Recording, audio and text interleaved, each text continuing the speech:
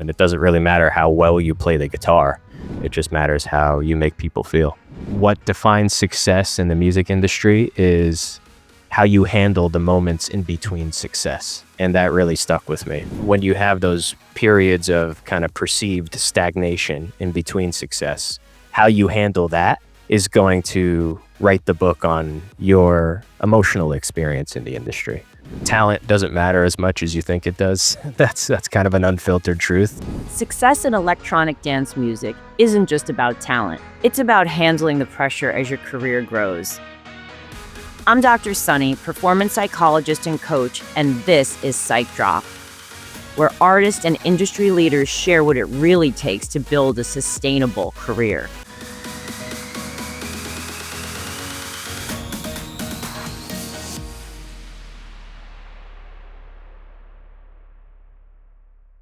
Our guest today is Domenico Randazzo, born January 14th, 1998.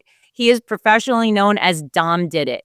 He's a Grammy-winning, multi-platinum selling record producer and songwriter based here in New York City, with credits that include the likes of Chris Brown, Jason Derulo, John Legend, Tiesto, Gerard Way, My Chemical Romance, Quarters, and French Montana. Dom has a versatile catalog spanning R&B, rock, and even a #1 dance radio record. He's influenced by a hybrid of Timbaland, Daft Punk, and Prince, making his work feel nostalgic and simultaneously fresh. Dom spent his formative years as a lead guitarist and drummer for pop bands along the Jersey Shore. He later attended the Clive Davis Institute of Recorded Music at NYU, where he was taught by Q-Tip of A Tribe Called Quest, and worked as an apprentice for producer Dave Tozer, John Legend, and Kanye West. More recently, Dom developed a partnership with acclaimed artist and producer YX, with whom he has collaborated on several projects for the likes of Timbaland, Jason Derulo, Chris Brown, and more. The next time you're listening to your favorite new record, check the credits. Dom Did It. Thank you so much, Dom, for being here today. I'm so excited to really get your perspective on what it takes to build a career that lasts in the music industry, given your experience is so diverse. I'm just happy to have you.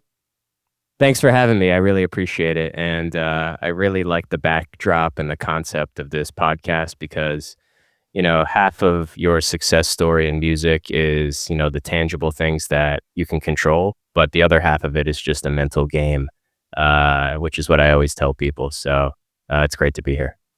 Absolutely. I think the mental game is such a big component. And I think it's what often holds artists back, really figuring out the mental side and everything you need to navigate being in such a high pressure industry where you're dealing with so much rejection as well as constant change.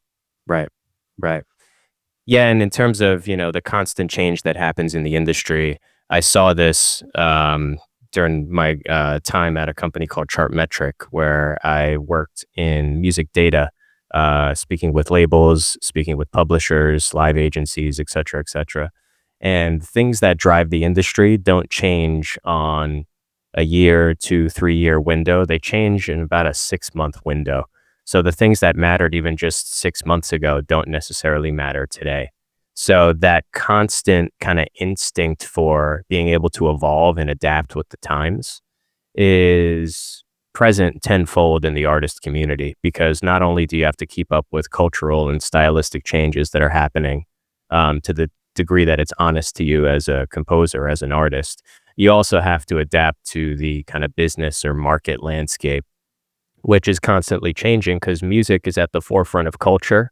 Culture is at the forefront of change and evolution. So the music industry, the entertainment industry, more broadly speaking, we're kind of always the first ones to get disrupted before anyone else. So it's both, I guess, a blessing and a curse. It's a curse in a sense because it's exhausting, right? To constantly keep up with all these changes and how you make music, how you promote music. But it's also a gift or a blessing because it allows you to be kind of first to the game when it comes to new, innovative ways of doing things.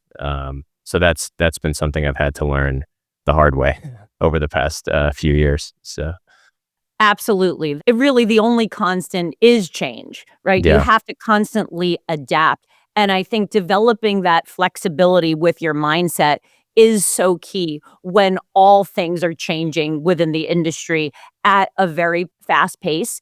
And I think that creates stress, and you have to really be able to manage your emotions under pressure and be able to make decisions based on data. And there are just so many pieces that are involved in this industry where, again, you're at the forefront. You're one of the first people experiencing the changes on different sides of the business. So I do think it is a lot for artists, and having that flexibility is so key. And, looking at Yeah. what's changing and being up on things, it's a requirement now. Yeah, I mean, it's what I tell students. Sometimes I give like guest lectures at universities around the city here. And what I always tell students is nobody's going to have the same success recipe in the music industry. Like if you go into a traditional field or a more structured field like medicine or engineering or law, there's kind of a path in a sense that's set out for you, right? Like I come from a family of people who work in medicine, and sometimes it's hard for me to explain to them the difference in the music industry where you can't just look at a blueprint that existed already and use that as a template for your career. And like when I was studying music in the late 20 teens or whatever you want to call it, a mistake that I noticed a lot of my fellow students make is they just tried to copy what did Benny Blanco do? What was his path? What was Max Martin's path? What was Beyonce's path? And those could have all been appropriate strategic moves at the time. And of course, there's some serendipity and some luck involved, but you can't replicate a path that existed in radically different market conditions that happened years or even decades ago. So there's often a gap in communication. Um, I think in the music education space where you're being taught the right way to do things in a different generation, right? So there has to be a certain intrinsic instinct and a certain amount of self confidence that allows you to trust your instincts as a young person in this field to know what's the next trend that people are going to be chasing, so you can be a pioneer of that trend in a positive sense. You don't want to be a trend chaser, of course, but it's necessary to keep up with the way things are moving in the marketplace of music. So, yeah, that's one piece of advice I always give is like your success recipe is going to be different than your mentor's success recipe, than your idol's success recipe. And it's important at a certain point to learn the rules and then learn how to break them so that you can forge your own path forward. Forging your own path, I think, is such an important component. Like you're saying, you cannot follow a blueprint. That doesn't work, especially if you're trying to follow a blueprint from whatever decade ago when things, like you said, are changing really every 6 months so rapidly. But I think this also ties into this is your own path, and it has to be authentic to you. So I think figuring out that piece of it is so important for artists, where it may not be as important for an engineer or an attorney who follows a certain blueprint of you do A through Z and then you get X result. So I think this really is a different field. And I agree with you that many people who have followed a blueprint to get where they are in their career don't understand how much harder this is in many ways, and the different skills that you have to learn, especially in terms of the flexibility and of navigating your own path. Yeah. Yeah, exactly. And I think one way that I've been able to navigate those waters in a positive light is because I've kind of carved out a certain lane, being 1 foot in music on the creative side and then 1 foot on the tech side. So I see the innovations that are coming down the line a lot faster in terms of music composition, in terms of music production and engineering, and then bringing it to market as well. So what I always tell people is the era of the specialist is kind of over, right? Like the era of getting really good at one thing is kind of over. I would have loved to have just focused on songwriting, right? And just be the best pop songwriter I could be, because that's what I enjoy most. But if you're the best songwriter in the world and you're sitting in a room with people who are also top songwriters, but also know the art of networking, you know how music publishing works, which is intentionally confusing. You know what catalog sales look like and the math behind that. Even if, your talent supersedes your peer network, you're going to be left behind because you don't have those other tools in your toolkit. So rather than being a specialist, either fortunately or unfortunately, you can have a philosophical argument as to whether this is good or not, but you have to be a generalist. You have to be good at many different things that might not seem necessarily related to each other. But if you can stack different skills together in a really unique way, it separates you from the pack and makes you a lot more valuable in the marketplace. So for my particular journey, that was my experience in music, working in the studio, working with artists, and then also understanding the tech and the economics behind that to make a career out of, working in such a volatile industry. And I'm curious to learn more about that, how you moved from in the beginning to musician, producer, songwriter, having another career more behind the scenes as well. I'm curious to learn more about how it evolved to where you are now into this generalist place. It was kind of by accident. Um, I think one thing that's consistent across most people who are able to sustain a career in music is that they kind of allow these serendipitous things to happen to them, and they don't try to be too much of a control freak, and different pathways and different opportunities present themselves over time.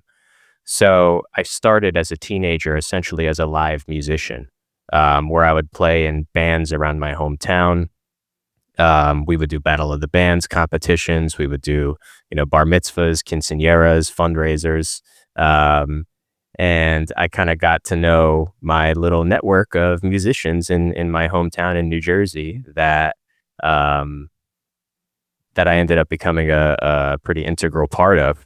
And that's where I kind of honed my chops as a guitar player, as a drummer, as a singer. And we were speaking off camera a little bit about the change from the music industry being so genre dependent to being kind of more mood dependent. I think my first lesson in that was being in cover bands as a teenager, and one person from the audience would request us to play an Usher song. Someone else would want to hear a Beatles song. Someone else would want to hear a Justin Bieber or CeeLo Green song or something like that. So it forced me to learn how to play and how to perform different genres. But what I didn't realize was subconsciously, I was learning the art of pop songwriting, studying all these massive hits from different eras that all kind of translate to a universal audience. It doesn't matter where you are in the world. It doesn't matter what age group your venue is. If you play Dancing Queen by ABBA, right? If you play, I don't know, Kiss from a Rose by Seal, everybody loves those records. So there's a certain alchemy behind those types of songs that supersede genre, right? Or span beyond a certain subculture or a certain trend in music. So that's what I learned as a teenager being in cover bands. And then right around that time, it was kind of the birth of the bedroom producer in terms of where music recording tech was going. So I actually learned how to record myself using early versions of, well, I guess not early, but early for my generation, early versions of Pro Tools, which if you ask anybody who's a producer or an engineer, that's a very difficult way to start out because Pro Tools is it's not as intuitive as some more modern softwares that are built for this kind of bedroom producer space. But just by accident, by chance, I kind of learned the hard way. And it gave me a lot of kind of engineering chops, and it gave me a very kind of diverse knowledge base when it comes to how different recording softwares work. So I was easily able to migrate to a different software like Logic or like Ableton and have this knowledge base that I taught myself as a teenager, which allowed me to become really valuable when I started studying at NYU and really started learning the finer details of how to run a studio, how to run the tech, the etiquette of working in a room with other writers or other artists or producers. I kind of had this baseline of tech experience that allowed me once again to kind of stand out from the pack. So I went from being a musician, a live musician, to being a kind of producer, engineer, songwriter. And that was a really fun transition for me because it just allowed me to explore different ideas and kind of exercise my creative brain in many, many different ways. And after I had this fundamental knowledge base of how to play, how to record, how to write, that's when I started to really learn, like I said, the etiquette of working with creative personalities. And a lot of times that means, not being the loudest person in the room, making sure other people in the room are able to be heard, um, figuring out what an artist really wants, even if they're not exactly able to articulate it on their own. Sometimes you got to read between the lines and understand the direction that a project is going in. So those were all lessons that I have accumulated since my time moving to the city and working at various studios, working various sessions, writing camps, production camps, et cetera, et cetera. Because once again, even if you're technically the most talented person in the room, if you don't have these other intangibles, it makes you a lot less valuable in the marketplace and might result in you getting or not getting that callback for the next session. So that's kind of a long-winded way of explaining my trajectory from being a live musician to being more of a studio-focused person. Well, I appreciate you sharing that trajectory. It's really interesting how things have moved along in a way that has just made sense for you. And something that really stood out to me there was at the end when you said learning to work with artists, learning to read between the lines. I think they often refer to that as quote unquote soft skills. Mhm. But those skills are so essential because you can have the greatest technical skills. But if you don't have some of these other skills in terms of working with people, learning how to manage different personalities or helping people figure out what they want, um, all of these different things that oftentimes people don't get taught. If you can't figure those things out, you're at a disadvantage and you may not get the same amount of opportunities. Yeah. Yeah, that really became clear to me interning at different studios around Manhattan. There was one example where I was working at a studio, and the studio manager, in-house producer, was this kind of legacy act in New York, who kind of made it in a different era.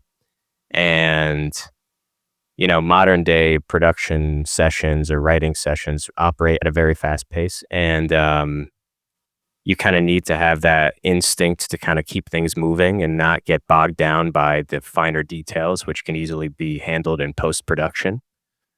So I was working at this studio and we would be working with incredible artists and we would be making incredible music. But every time the artist left the studio, they left exhausted, totally emotionally depleted, and we didn't get many cuts out of that situation, and we didn't get many callbacks. Even though the product was incredible, the music was great, the artist didn't leave feeling inspired and feeling like they wanted to come back for more. They left feeling kind of exhausted and like, oh my God, that was such a marathon. I don't know if I could do that again.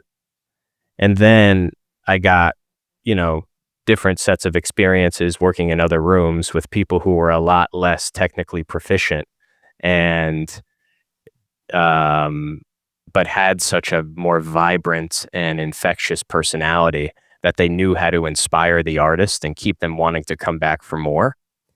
And that's when I learned it doesn't matter how well the demo is mixed. It doesn't matter, whether the kick drum sample is the exact right sample before you pitch it to an artist or pitch it to a label.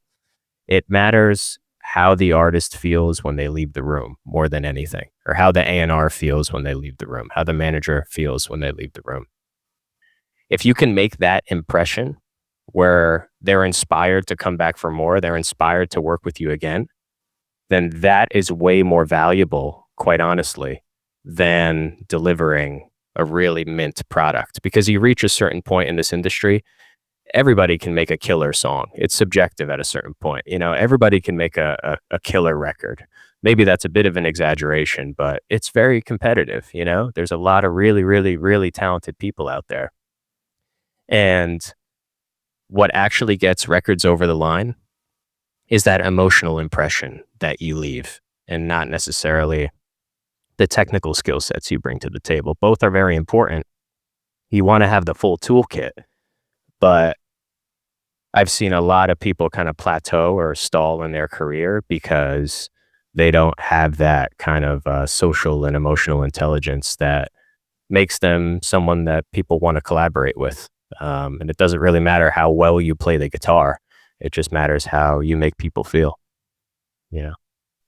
All about the way you make people feel. And that is a great example, I think, of the differences that you saw in what people were doing around the artist and how the artist then left feeling emotionally, right? Because people remember the emotional piece. And you mentioned emotional intelligence. That's something I talk about all the time because it really is about managing your emotions, managing the other person's emotions, being aware of both and then navigating those relationships. I think that is such a big component. Once you've got the talent piece, you have the skills, the hard skills. If you're not developing these skills, you will get stuck. And I think that also goes for the artists as well, because I think they have to learn to navigate their own emotions. And if they're noticing they're feeling they're leaving sessions super exhausted, to try to figure out what's going on there, what's going on for them internally, and then how can they manage that so they don't end up feeling this way in other sessions, right? It's sort of on both sides. It's definitely on both sides. And I think when it comes to the artist, it's important for them to know that they're doing it for themselves. There's easier ways to have a career in this world than to be a recording artist in 2026. So if you're going to decide to do that, what intangible benefits are you getting from that? It's not the fame, it's not the money, it's not the billboard in Times Square. What intrinsic value, what fulfillment are you getting from taking that career path? And if you're not scratching that itch, in a sense, why are you even doing it? I think a lot of artists maybe sign their first deal and their main motivation in the studio is to impress their A&R or impress their manager or impress their parents or their wife or husband or whoever it is, rather than fulfilling themselves as an artist. Now, there's a flip side to that coin. If you're going to work in pop music, you have to make content that will work in the marketplace. So it's a dichotomy in a sense. You have to make sure that you're personally fulfilled with what you do. You have to make sure you have intent when you walk into a session and know what you want to get out of it. But you also need to have that kind of entrepreneurial instinct to know, am I building a brand? Am I building a catalog that will work in the music industry? Because it is an industry, If you want to treat this like a career and not a hobby, you have to almost have a split personality in a sense, which is something I've tried to develop. It's like I have two different sides of myself. When I'm in the studio, I'm focused on creating art, right? I'm focused on trying to understand the artist's perspective and manifest that in the context of a sound recording. And I keep that pure, right? But once the song's done, now we have to think about marketing. Are we pitching it to labels? Are we pitching it to other artists? Are we pitching it to sync? Are we tagging the metadata in the file so that it's easy for someone to understand what genre it is in a database with thousands of other songs? So that's been a real challenge for me personally and for people who are in my cohort, because you got to kind of tap into both sides of your brain in that sense. But if it doesn't start with having authentic intentions as a creator, as an artist, then everything else kind of falls apart. That's like the first domino, if that makes sense. So that's where it starts. And I think everything else that follows is dependent in a sense on that first intention.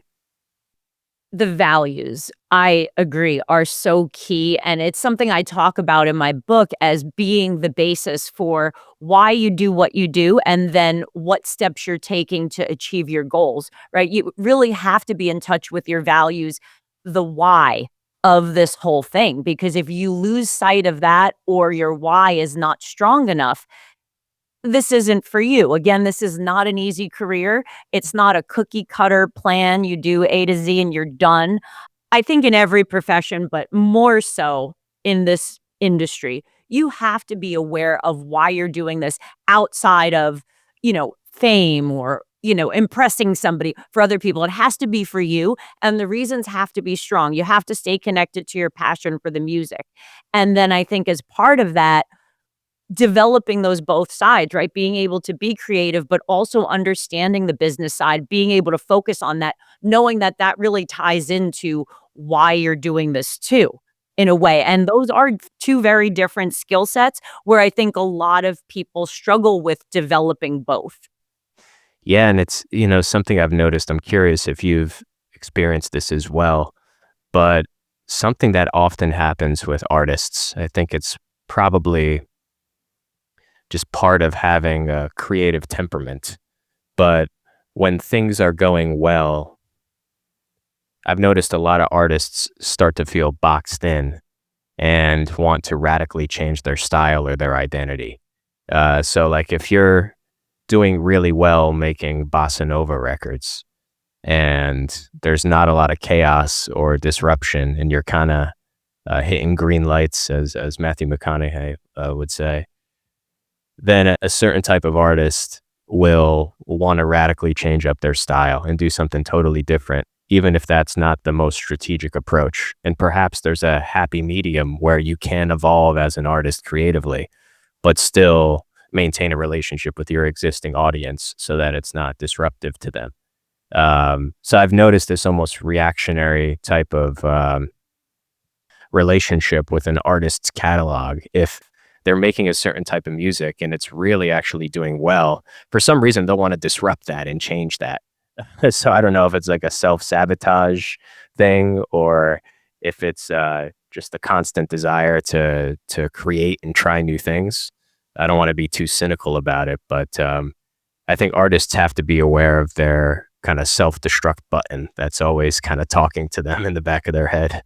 So, Right, and they may not know it's a self-destruct button, right? right. But I think I have seen that. What you're saying is that then suddenly things are going really well, it's working well, now they want to radically change, and, I think that's something for artists to think about.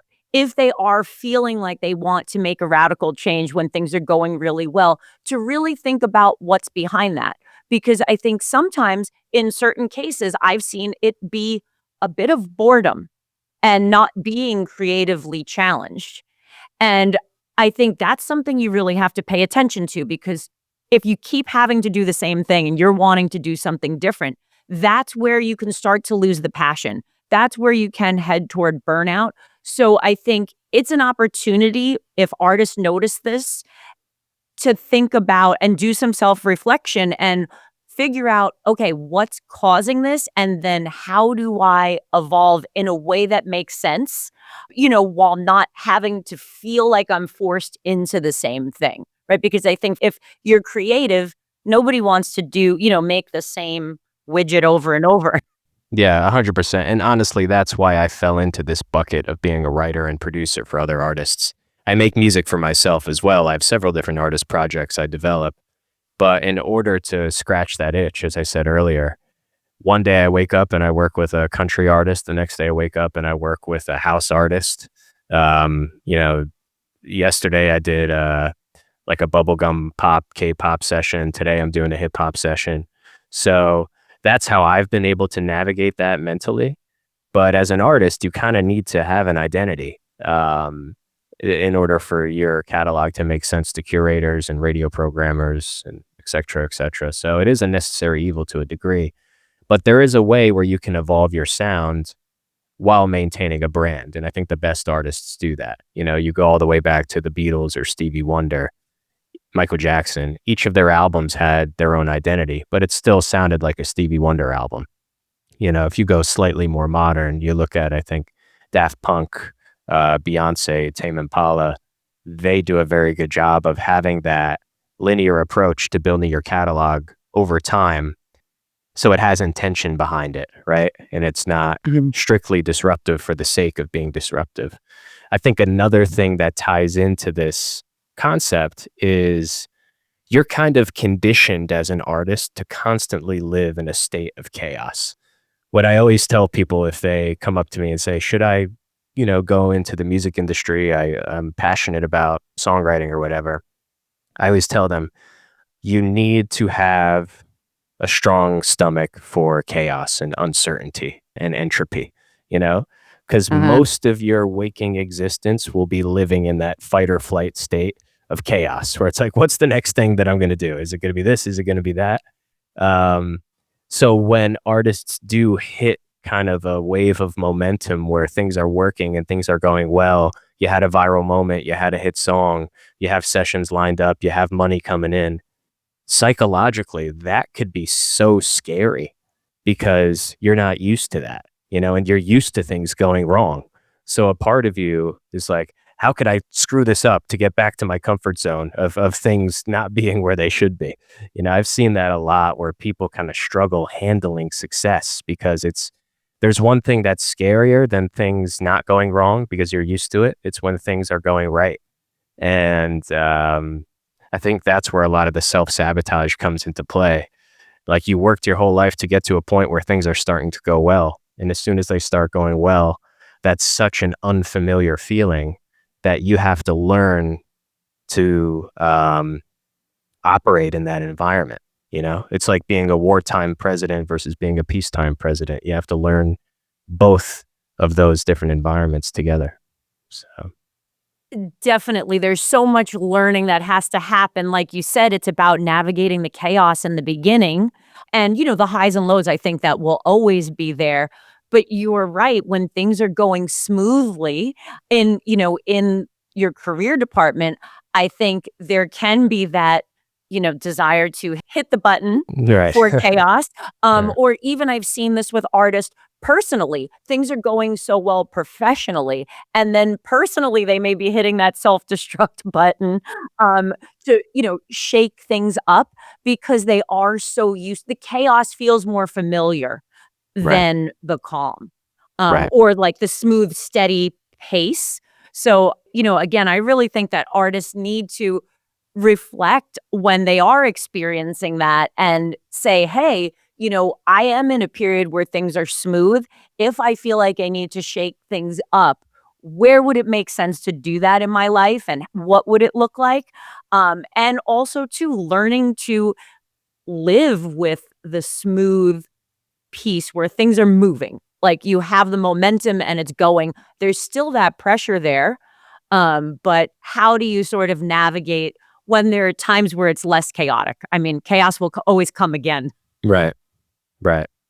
Yeah, it's the fear of this being your, last win, because like what happens in music, this happens to me. And it still frustrates me and kind of drives me crazy. Like you'll have a really big win and then nothing will happen for 2 years, or like a really long time. Like you'll have this huge commercial success. And then there's always that thought in the back of your mind, like, all right, the coolest thing that's ever going to happen to me has already happened. I guess it's over now. And then, something ends up breaking, of course, further down the line, as long as you stay persistent and focus on the day to day. So one thing I've had to learn the hard way is kind of judge yourself in the macro and not in the micro. If you look at your career almost like a stock ticker over years and years, like if you look at the S&P 500 on one day, it could look like this, it could look like this. But if you zoom out over the past 10 years, it kind of looks like this, right? So I feel like you should analyze your music career in the same way, where even if there's spikes and dips in the short term, if you see steady growth over, you know, a 5 to 10 to 20 year window, that's when you can kind of relax a little and trust yourself and know there's something else coming down the line.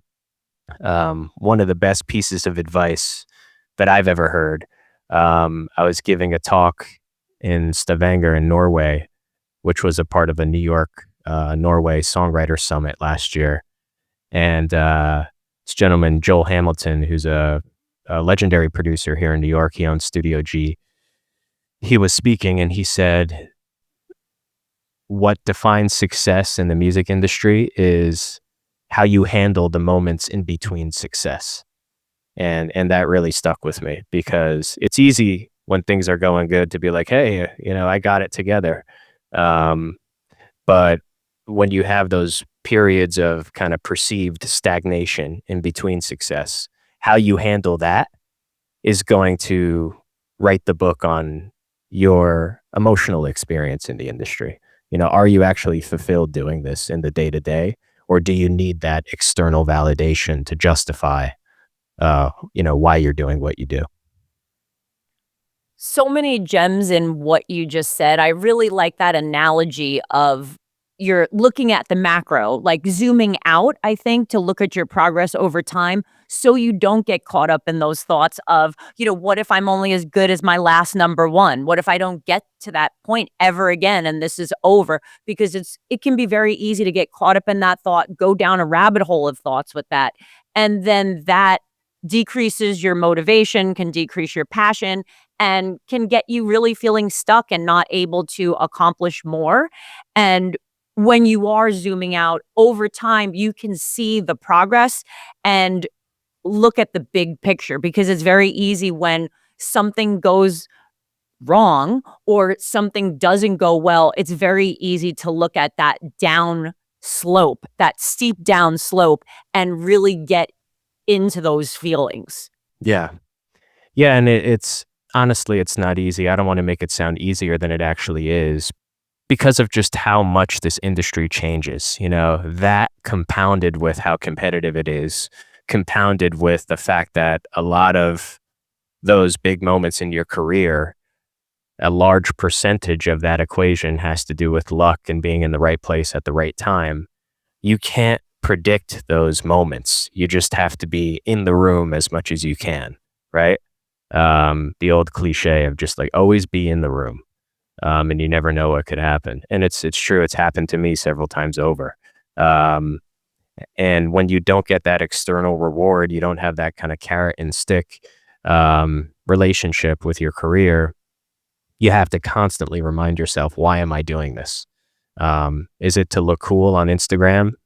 Is it to, because I didn't get enough hugs as a child or something? Or is it because you actually love what you're doing and the creation of music is so important to you personally and spiritually that everything else kind of just falls by the wayside because it's, that's the sacrifice you make for having this type of lifestyle and this type of career.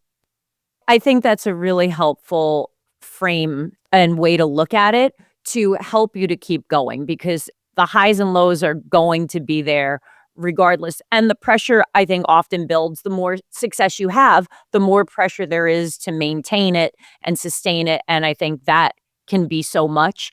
I wanted to shift gears a little bit back to what you said earlier about the collaboration that you do. I'm so curious to learn more about being in the room with different songwriters and producers and learn more about what that's like, to how you've learned to collaborate, have those successful relationships, ties into, being in the room and what you said earlier about that example of how you make people feel. Like, I want to learn more about the process there. Yeah, I mean, I take a pretty laid back approach. I think it's just a part of my temperament. I'm pretty kind of calm and relaxed, which Hmm. has allowed me to be the foil to artists who have a very kind of vibrant and excitable personality, which I like. I thrive on that. I don't have that. So I thrive on people who are different than me. And I think the same goes for someone who is different from me. They thrive on my energy being kind of the yin and the yang, the balancing force. that keeps things kind of even and stable. So I've realized that about myself. And also, I've found that, people just want to be heard. People need to make sure that they're being heard, whether it's a song idea or whether it's a concept for a direction you want to go in or how you want to brand a certain project visually. It's really important to be a good listener. And if you're a good listener, when you do speak up, even if you're kind of chill and quiet like me, people listen. You earn their respect by being a good listener. So I've realized that as well. You don't have to be the loudest person in the room. You don't have to be the person who's talking constantly. But when you Mhm. do say something, when you do make a suggestion, you command people's respect because you've given them respect, right? So it's like the kind of golden rule mentality. So I try to detach my ego from any situation I walk into in the studio. There are Mhm. some times where I walk in the studio and I'm running everything. I'm the engineer, I'm the producer, I'm the writer. Sometimes I'm even the artist. There are other sessions where I'm just the guitar player, or I'm just the drum programmer, or I'm just the songwriter. That's also okay. I don't always need to check every single box for every session I'm in because that might not be necessary. I don't have such an inflated ego where I think I'm the best at everything every single time I walk in the room. Maybe someone else is a better singer, maybe someone else is a better bass player, et cetera, et cetera. And that not only works to my benefit because I get my name on different projects doing different things, but also it entices people to call me back because they're like, oh, this guy was super professional. He was very competent. He walked in, did his job, walked out, didn't cause any trouble, didn't fight over publishing splits, blah, blah, blah. Um, so just being easy to work with. Um, I heard someone say, and I'm not throwing shade at Matt Damon. I think he's a great actor. But I heard this director say once, the reason why Matt Damon has had so many blockbuster movies is not because he's necessarily the best actor who ever lived. It's because he really gets along with the directors and the writers and the cast, and he's an easy person to work with, which has allowed him to develop this catalog of amazing films over years and years. So yeah, it just goes back to my principle of if you make people feel good, whether that's the artist, whether that's the engineer, whether that's the studio assistant who just got hired but might be the next, big producer or big writer, that impression that you leave um, creates a long tail of opportunity that keeps you moving forward. Absolutely. I think the listening piece is really big. Anytime you're collaborating with people, managing people, whether you're managing a team as you grow as an artist, you're now a leader and other people are depending on you. But the listening piece is so key. Like you said, it doesn't demand, but it gets people's respect. And you don't have to be the loudest person in the room. Sometimes people don't listen to the loudest person in the room because they're just always talking, right? It's fine if Most of you're the not the time, they loud. don't. Yeah. Exactly. If you are not the loudest person in the room, but you are listening, right? Different story if you're not speaking and you're not listening. But if you are listening and paying attention and have something to offer and you do offer it, I think that adds so much value. People see that, they appreciate that. And then another piece that you mentioned there was again that flexibility that we talked about a little bit earlier. You're even flexible within the studio, within a collaboration session, knowing that, you may do one thing, you may do multiple things, other people may be doing other things. You're able to stay open to that, and that seems like a key mindset that helps you. Yeah. Yeah, and it goes back to the idea of being a generalist and not a specialist. The reason why I'm always busy and I have more work than I know what to do with when other people are waiting for the next phone call is because I'll do a guitar recording session. I'll do a vocal comping session. I'll do a straight up country style writing session. And I've stacked those skill sets over years and years. But yeah, I never said no as a kid. I think something I struggle with a little bit now that I'm a bit more established is learning how to say no. But I said yes to everything as a kid. And I thought that at the time, my biggest asset is time, right? So if I could spend my time wisely learning different skill sets and having different experiences, it'll all come to a head at some point. And now I'm at a transition period where sometimes I have to say no to things, whether it's a scheduling conflict, whether one gig is paying, one gig is not. There's practical aspects of it as well. And so that's perhaps an interesting insight too, like your journey from using your time in a very diverse fashion to then reaching a point where you have some momentum and learning what to focus on and what not to focus on. Because that's a big change to your kind of nature that you develop as a young artist, is like, where do I focus my time now that I have a little bit more leverage, or a little bit autonomy over what do I enjoy doing most versus what will I do just for a paycheck. So that's kind of where I'm at now in my career. I think that's an exciting place to be. And I think that every artist, if you get to that level, you are going to face that. In the beginning, I think when you're first starting out, you do have to say yes to things, right? You have to sort of be open to new experiences, try new things, learn new things. And then once you get to a certain point, it does become in your best interest to start saying no to things. But I think in the beginning, you're saying yes to opportunities. You kind of don't know what will land. And I think that balance of figuring out when is the point that you should start saying no and what should that look like, I think that's a big challenge when you're used to saying yes. Yeah. And if you say no to something and it really blows up, you have to be okay with that. You know, like if you say no to a session and it becomes a huge success, that's part of the gamble you take, you know? I create a lot of content for a company called Splice, which does loop and sample creation for producers. And some of the samples that I made get used on huge songs, and I don't get the credit on that because I agreed with the company that these are royalty-free samples, and I get compensated in a different way. But that's okay because there are other scenarios which I do get hot looks as a writer, as a producer, and I'm able to make money and sustain myself both ways. And the Splice kind of content creation relationship has built my brand as a producer in other ways. So you can't have everything all at once, and you have to be okay with that because there are going to be moments where you're tempted to feel regret.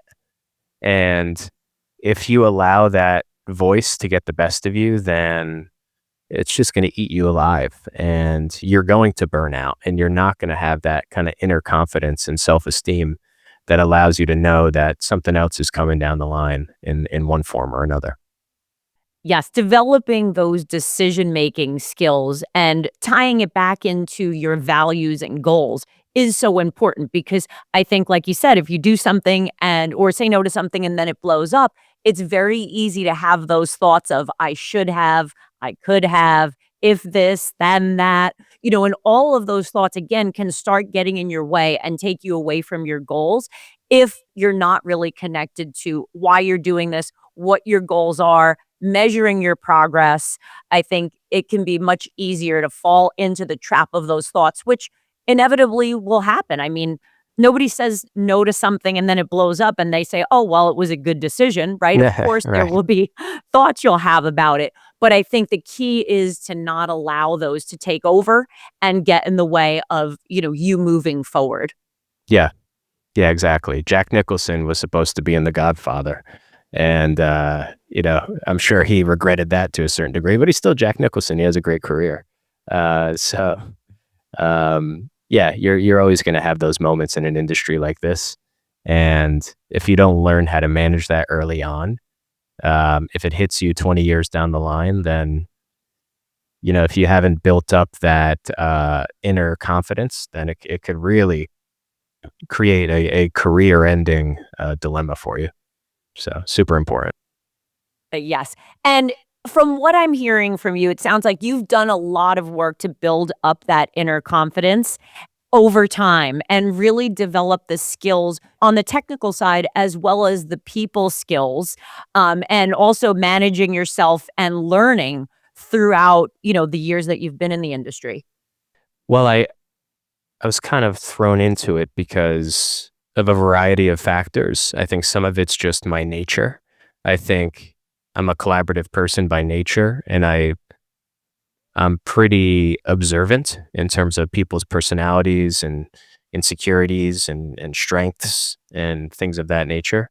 Um, and being in an environment that requires you to collaborate and work with very distinct personalities, I've kind of built a knowledge base for how to deal with different types of people. And I think also I came up in a very disruptive era. I graduated college in May of 2020, which was right when the city shut down. The whole world shut down, I guess. And that was a very disruptive time where I was dealing with constant chaos and uncertainty, and I was hustling, freelancing, um, working different day jobs. And I just built up this resilience for the fact that anything could happen at any time. So you have to constantly be ready. And you could allow that to make you too anxious and too paranoid. But I think eventually time just has its way of teaching you that it sounds cliche, but like things will work out in one form or another. So I was kind of forced into submission in dealing with like all these different things that were happening around me due to the nature of the music industry, due to the nature of the global economy. And because I, was around different types of people all experiencing similar challenges at different stages of their career, it allowed me to realize pretty quickly, oh, this doesn't end. Like you don't reach a point where you're like, okay, I got it all figured out now. We're set. We're good. Like that doesn't happen. That's a utopian fallacy. So once you kind of surrender to the fact that you're going to be dealing with constant change over and over again, like different chapters in a book, then you kind of just surrender to it and learn to enjoy it. So that's what I've learned. Well, I think you've given us so much to think about, and really everything that we've talked about has tied back into mindset and some of the things that you've developed in your thinking to help you to be successful and keep learning, keep growing, keep evolving, without losing your identity. Right. Right. It's not easy. I don't mean to make it sound easier than it is. But it's reality. So, you can either fool yourself into living in a, fantasy world where you want to think that there are things and structures protecting you, or you could accept things as how they are and try to use them to your benefit. So that's a lesson I've learned. It's a great lesson to learn early on. And I'm wondering, can you give us one unfiltered truth that people don't fully understand until they're in this industry? Yeah, I would just say talent doesn't matter as much as you think it does. That's kind of an unfiltered truth. Like I said, everybody is talented in different ways. If you're a virtuoso at guitar, at piano, or at singing, um, I don't want to say there's a lot of people like that, but there kind of are. There's an abundance of really, really artistically talented people in this world, and that is 1/100th of what you need to make a successful music career. So I don't want to say it's the easy part, but it kind of is in a certain way. Playing instruments, playing a gig, that's the fun part. Um, Learning everything else, learning the business, learning how to keep up with everything, that's the work that separates you from hobbyists. So, yeah, talent is 1% of what you need in your toolkit in order to have a sustained career in music. So real. Definitely. That is a total unfiltered truth. I think a lot of times, unrealistically, people think that it is all about talent, and that really is just one small component of everything it takes to build a successful career and for it to last. And I know you've given us a lesson that you had to learn the hard way earlier on with, being able to take a step back and look at the growth over time in your career. Would you say that's the hardest lesson you've had to learn, or is there something else, another hard lesson you've had to learn? Stay organized with your files. Like, no file management skills. Don't come into a studio session and not have the stems. have plugins that aren't licensed, so it takes an hour and a half for you to even press record on your laptop. Get organized with your tech and show up on time, because nobody shows up on time. So if you show up on time, once again, that's a way for you to differentiate yourself from other people. So kind of just basic, I don't know if those are considered soft skills or hard skills, but just basic organization and tech management skills are something that you need to bring to the table, because it'll make your life easier too. It won't make your team's lives easier. It'll also make your life easier. Absolutely. Be prepared, be on time. Those things really do go a long way. And they show, your professionalism. They show that you care Yeah. too. Yeah, exactly.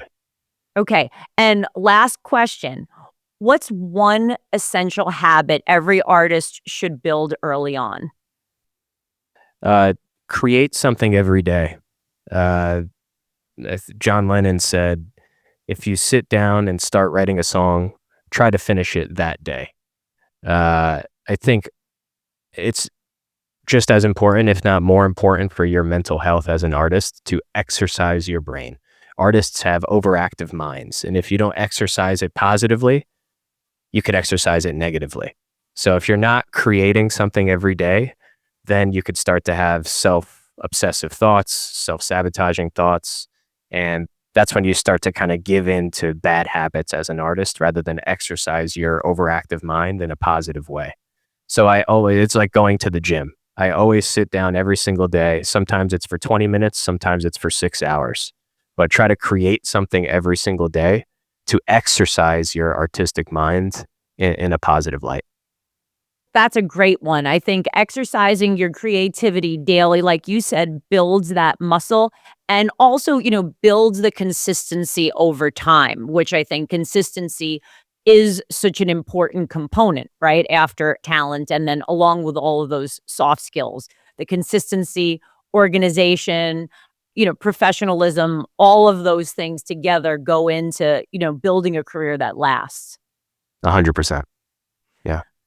Well, I appreciate you being here with us and really feel like this conversation was so much about the other pieces aside from talent, about what it takes to build a career that lasts and is manageable in the long run as you're going through all of the highs and lows that come with a career in the music industry. So thank you so much for being here. Appreciate your time. Thanks for having me. It was a lot of fun. Hope to do it again soon. Absolutely. Yeah, there's definitely so much more I want to talk with you about, and we will have to do this again. So thanks for listening to Psych Drop. The conversations that we're having here are about understanding what's really happening beneath performance, decisions, and leadership, and how people are able to sustain success as their responsibilities grow in this industry. I'm Dr. Sunny, and I'll see you on the next episode.